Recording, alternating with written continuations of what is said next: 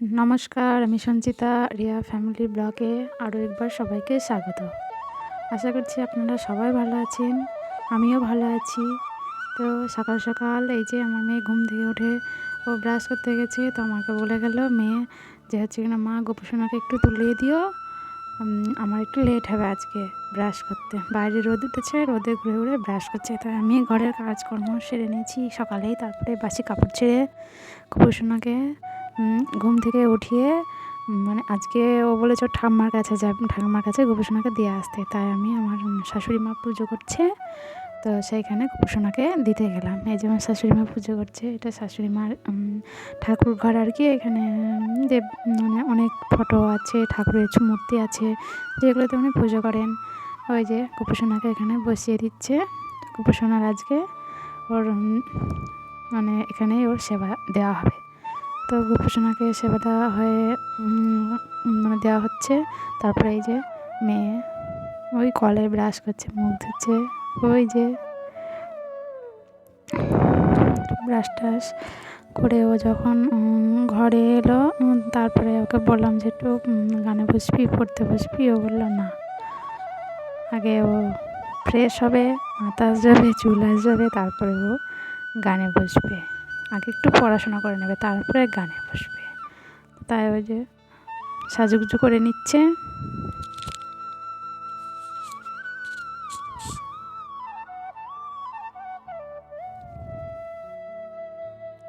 এই যে আমাদের বড় মেয়ে এদিকে পড়তে বসেছে, এদিকে ছোটো মেয়ে পড়তে বসেছে। সকালবেলা ওর স্কুল শুরু হবে একটু পরে, স্কুলের পড়াগুলো একবার রিভাইজ নিচ্ছে। তারপরে যে ওকে চা খাওয়ার জন্য বললাম, ও চা খাবে বলে আমি এবার চা রেডি করতে এলাম।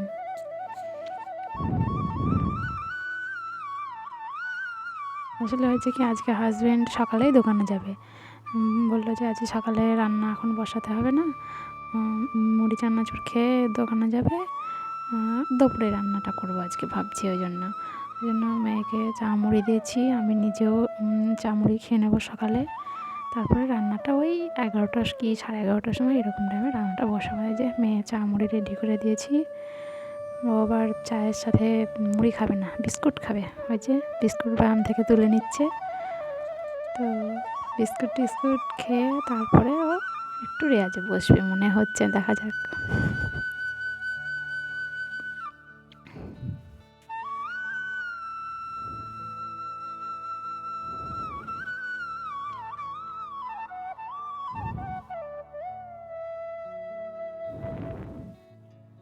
এদিকে ও বাবাই রেডি হয়ে গেছে দোকানে যাওয়ার জন্য।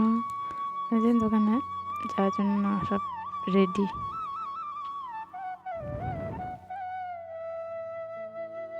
আসলে এখানে মিস্ত্রি কাজ করছে, তাই জন্য মোটর সাইকেলটা একটু হাঁটিয়ে নিয়ে গিয়ে রাস্তা পানে থেকে হয়তো উঠবে, ওই জন্য এখান থেকে হেঁটে গেল।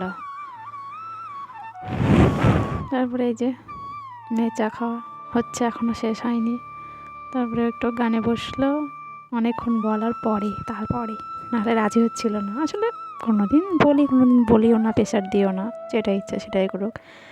তারপরে যে ব্যাগ ভর্তি আনাজ রয়েছে, এগুলো সব পরিষ্কার করে যার যার জায়গায় সেগুলো তো ঠিক করে রাখতে হবে। তাই আনাজগুলো আমি পরিষ্কার করে ঠিকঠাক করে রেখে দিচ্ছি।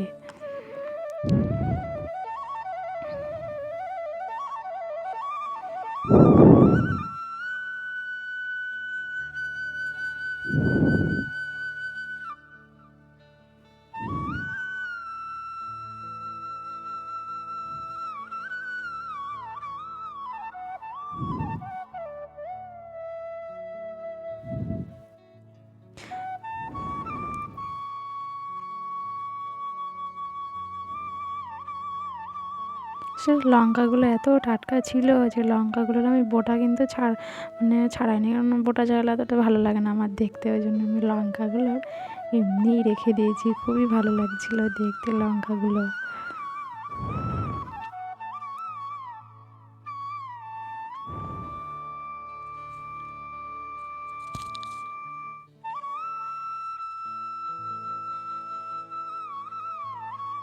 টাটকা সবজি দেখতে খুবই ভালো লাগে। এটা রান্না করি না করি, টাটকা সবজি দেখলে মনটা ভরে যায়। সবজি টবজিগুলো আমার সবই গোছানো হয়ে গেল। সব আলাদা আলাদা জায়গায় থাকলে কি হয়, নেওয়ার সময় একটু সুবিধা হয়। সবগুলো মানে মানে দেখে দেখে নিতে হয় না, যার যার জায়গা সেটা থাকলো, সেটা নিয়ে নিলাম। তারপরে এই যে কত নোংরা ছিল, সেগুলো সবই পরিষ্কার করে আমি ওই জায়গাটা একটু পরিষ্কার করে নিয়েছি। তারপরে এই যে মেয়ের শাড়ি বার করছি, সরস্বতী পুজো, শাড়ি পরবে, তাই বললো মা শাড়িগুলো একটু মানে একটু সার্ফ দিয়ে একটু ধুয়ে দাও, কেননা পুজোর আগে একটু আমি জামা কাপড়গুলো ধুয়ে দিয়ে তারপরে পুজোর সময় পরি। আসলে বাসি থাকে না, এঁটো থাকে, ওই জন্য জামা কাপড়গুলো একটু আমি ধুয়ে দিই। তাই জামা কাপড়গুলো একটু ধুয়ে দেবে বলে বার করে নিলাম।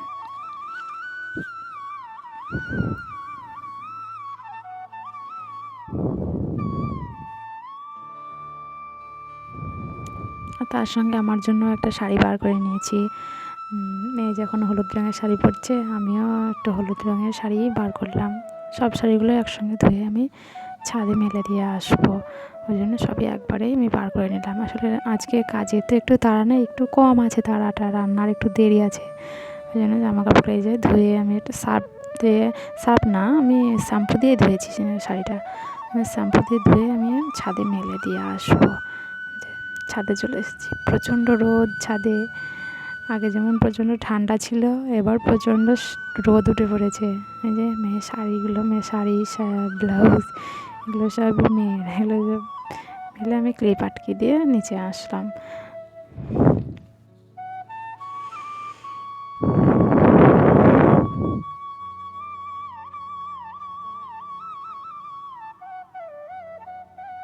এই যে আপনাদের একটা জিনিস দেখায়, আমার মেয়ের স্কুলও এই যে হোয়াইট কালারের যে হাউসটা দেখতে পাচ্ছেন, ওটা হচ্ছে আমার মেয়ের স্কুল। বাড়ির থেকে বেশি দূরে না, এই 1 মিনিট মতো সময় লাগে। ওই জন্য আমাদের ছেলে মেয়ে দুজনেই টিফিন টাইমে একবার করে বাড়িতে আসে, আবার হাত মুখ ধুয়ে চলে যায়। এই যে আমি তারপরে নিচে এসে স্নান করে নিয়ে আমি হাতে যাচ্ছি, কারণ স্নানের পরে সিঁদুরটা না পড়লে তো অসম্পূর্ণ থেকে যায়। তাই আমি স্নান করে সিঁদুরটা পরে নিয়ে তারপরে হাজব্যান্ডকে খেতে দেবো, কেননা আজকে দুপুরে গপুকে সেবার জন্য মেয়ের বাবা আছে, তো দিয়ে দেবে। ও থাকলে ওই দিয়ে দেয়, কিন্তু না থাকাকালীন তখন আমি গপুর সেবাটা দুপুরবেলাতে আমাকে দিতে হয়, তাই আজকাল তাড়া নেই।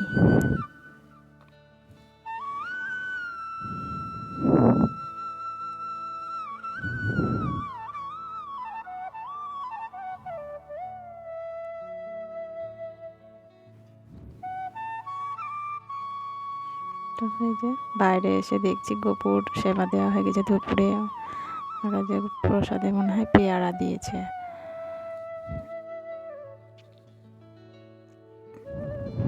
তো আমি এবার হাজব্যান্ডকে খেতে দেওয়ার জন্য রেডি করছি, কারণ সকালে তো খাওয়া দাওয়া করে যাইনি, ওই জন্য আমি আবার খাবারের ব্যবস্থা করছি।